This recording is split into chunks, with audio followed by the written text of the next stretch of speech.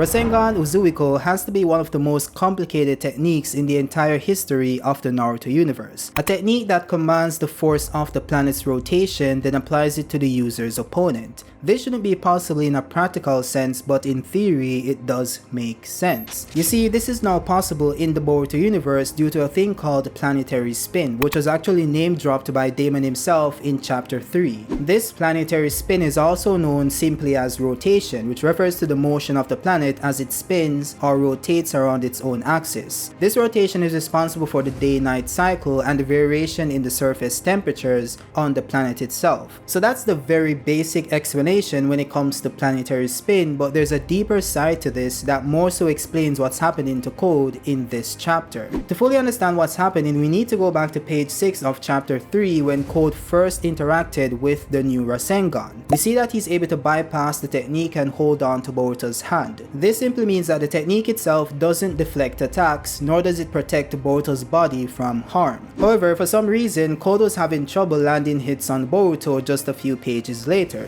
No matter what he did, no matter how many times he attacked, he just couldn't make contact. Code then said to himself that Boruto's movements are way beyond simple dodging, nor is it genjutsu or doppelgangers. So if Boruto isn't dodging Code, nor is he using genjutsu or shadow clones, why isn't Code able to touch him? Well, it all comes back to Rasengan Uzuhiko. You see, what a lot of people fail to realize is that even before Boruto fully landed the Rasengan, he had already imparted the effects of the technique onto Code. This happened on page 8 when the Rasengan started to coil around Code's hand, thus transferring to his entire body. Boruto himself confirmed this by saying, "Killing you is easy. In fact, I'm already halfway there." This simply means that Code only got a partial dose of the technique at this point in the fight, which explains why I didn't start feeling the full effects of the technique until Boruto landed a direct hit. Now, as I said before, this all goes back to the effects of planetary spin, one such being the Coriolis effect, also known as the Coriolis force or Coriolis acceleration. The Coriolis effect is a phenomenon that primarily affects the movements of air and fluids on the Earth due to the planet's rotation. It results in an apparent deflection of moving objects like air masses, ocean currents, and projectiles. However, before we can fully understand the Coriolis effect and why it's behind what's happening to Code, we first need to understand a few fundamentals about the planet itself. Now, the Earth itself is constantly rotating on its own axis, and it's doing so at very fast speeds. It might not seem that way to an individual living on the planet, but there's a reason for that. You see, the Earth spins at a constant speed, which means there's no change in its rotational speed. So it doesn't decelerate or accelerate, it just has one constant motion. And due to that constant motion, we as humans move along with the planet at the same speed.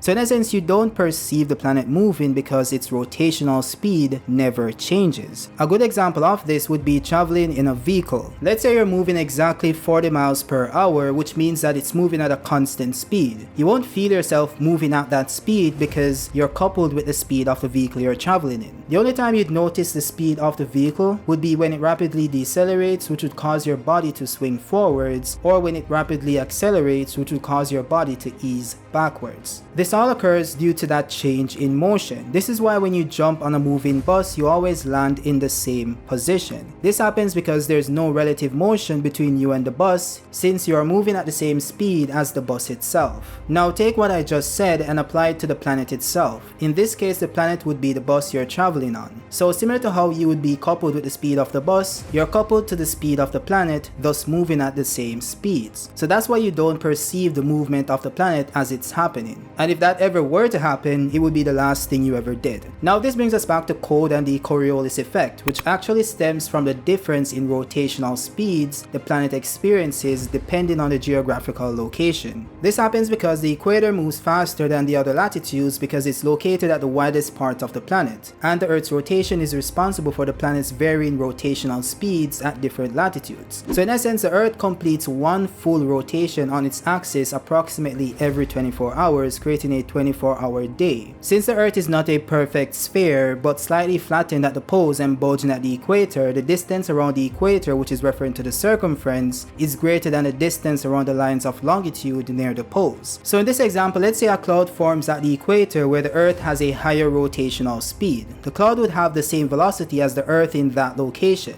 But let's say a gust of wind blew the cloud to the north where the earth isn't spinning as fast. The cloud would retain its initial speed due to inertia. It wouldn't get faster, but everything around the cloud would be traveling slower. So the cloud relative to the ground in that area of the planet would move ahead of everything else. Now if it's a cloud that forms in the north where the earth is slower, it would also have the same speed as the ground in that area. However, if it then drifts to the equator, it would then be moving slower than the ground in that area, thus falling behind. So moving towards the equator where the earth is rotating faster always results in falling behind, while moving away results in pushing ahead. Now imagine a low pressure cell. That means that the air around it would get sucked into the center, but the air coming from the equator will be traveling faster, so it would deflect to the right, while the air coming from the north would be traveling slower, so it would be deflected to the left. What this results in is a circular air current spinning counterclockwise, and that's exactly what hurricanes are. Low pressure cells spinning because of the Coriolis effect. Now there's one more example of the Coriolis effect that fully demonstrates what's happening to Code and why it wasn't able to land a hit on Boruto. This experiment was done by Christopher Lin, where they used a projectile traveling on a rotating frame. In this scenario, you can see that if you shoot a projectile at the target while pointing the barrel directly at the target, the shot will miss and the projectile curves to the right if you're in the northern hemisphere and curves to the left if you're in the southern hemisphere. So in the battle versus Code, we can see that after the Rasengan coiled around his hand, he was no longer able to make contact with Boruto, even though Boruto himself wasn't dodging him. That's because Code is under the effect of Coriolis, which is due to Boruto applying the force of planetary spin. Now the next question would be, what does this even mean and how did Boruto do this? Well, I pulled up ChatGTP and asked the question, if you hypothetically link someone to the planet's rotation, would they then be affected by the Coriolis effect? ChatGTP then replied saying, hypothetically linking an individual to the planet's rotation would mean that they are fixed in place relative to the Earth's surface and would indeed experience the Coriolis effect. In this scenario, the Coriolis effect would influence a person's perception and the motion of objects around them, which could then create an unusual and potentially disorienting experiences. Now this seems to line up perfectly with what's happening to Code and what's stated by Boruto.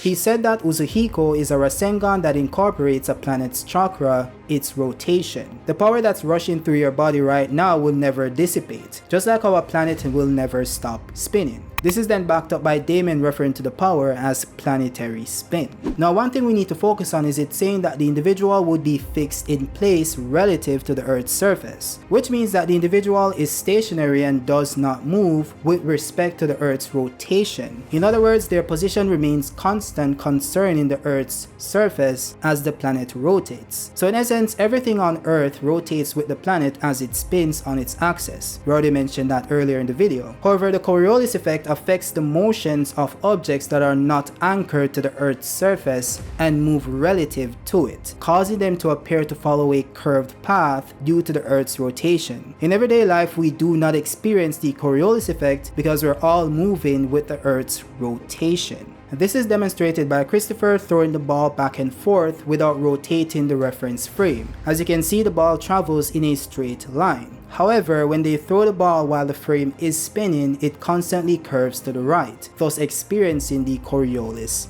effect. So since the Coriolis effect only affects objects that are not linked to the Earth's surface, it's possible that what Boruto did to Code was to remove his link to the Earth's surface. This would explain why every time he dashes towards Boruto, he constantly curves away from him. In this scenario, Code would be the Nerf gun bullet that constantly curves away from its target. It would also explain why Code can now perceive the Earth's rotation, which causes his vision to get distorted. As I explained before, the only reason why we don't perceive this is because we're coupled with the Earth's surface, thus moving at the exact same constant speed. Boruto found a way to remove that connection, which causes Code to feel the full effects of the Earth's rotation. Now there is a way for Code to possibly hit Boruto even while under the effects of Coriolis, which would be by him just aiming more to the left rather than directly at Boruto. It's similar to how you'd adjust for recoil when firing a gun. Now since you all understand how Rasengan Uzuhiko works, let's get into how Boruto attained this ability. The clear answer would be Boruto attained Sage Mode.